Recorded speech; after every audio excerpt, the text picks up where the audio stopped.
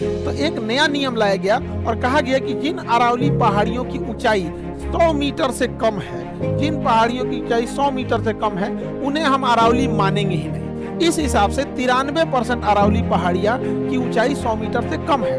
अब पहले ये नियम लाया जाएगा कि हम इन्हें अरावली मानेंगे नहीं, 2-3 साल बाद एक नियम आ जाएगा कि हम अरावली को संरक्षण करेंगे, अरावली कोई नहीं काट सकता है। उसके बाद माइनिंग चालू होगी, तो क्या भैया, तो हम अरावली थोड़े काट रहे हैं, 100 मीटर से नीचे को तो आपने 2 साल पहले ही कहा था, अरावली ये नहीं मान रहे। तो एक बड़ा होलिस्टिक अप्रोच है अरावली को उड़ाने का यहाँ पर।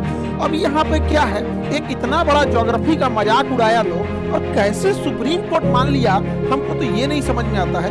दुनिया का कोई भी ज्योग्राफी वाले इंसान से पूछेगा तो कहेगा कि भैया इस पहाड़ी की ऊंचाई नापनी है तो कितनी है। तो अब देखिए, इस पहाड़ी की ऊंचाई नापिएगा, इस पहाड़ से नापिएगा तो ऊंचाई कुछ और आ जाएगी, यहाँ वाले से नापिएगा तो ऊंचाई कुछ और आ जाएगी, नीचे से नापेंगे तो ऊंचाई कुछ और आ जाएगी, यहाँ की पहाड़ी के हिसाब से नापिएगा तो इसकी ऊंचाई कुछ और आ जाएगी। तो भैया हम इस पहाड़ी की ऊंचाई कहाँ से नापे, कि नापने में भी तो झमेला है, जमीन से नापिएगा तो उसकी ऊंचाई कुछ और आ जाएगी।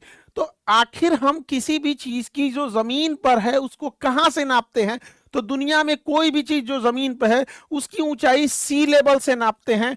वो भी क्यों सी लेवल से नापते हैं, क्योंकि दुनिया का सारा समुद्र आपस में जुड़ा हुआ है, और जब पानी के 2 अलग अलग तालाब या सोर्स को जोड़ देते हैं तो सबका लेवल बराबर हो जाता है। इसलिए आपको कोई भी ऊंचाई नापनी है तो इस सी लेवल से नापना है। अब इस पर्वत की चोटी नापना है तो इसी सी लेवल से नापिए, इसकी नापना है तो इसी सी लेवल से नापना पड़ेगा। दुनिया की किसी भी चीज की पहाड़ी की ऊंचाई नापनी है तो सी लेवल से नापना पड़ेगा। अरावली का जो तलहटी है वो ही 250 मीटर की ऊंचाई पे है। ये जो अरावली है ना, इसका जो पेंदी है ये खुद ही 250 मीटर की ऊंचाई पे है। तो इन्होंने कहा है कि ना ना, भूगोल गया भाड़ में, खान सर पढ़ाए अपना समझे अपन विद्यार्थी सबको, सुप्रीम कोर्ट ये सब नहीं मानता है। सुप्रीम कोर्ट का कहना है कि हम ये पेंदिए में से नापेंगे।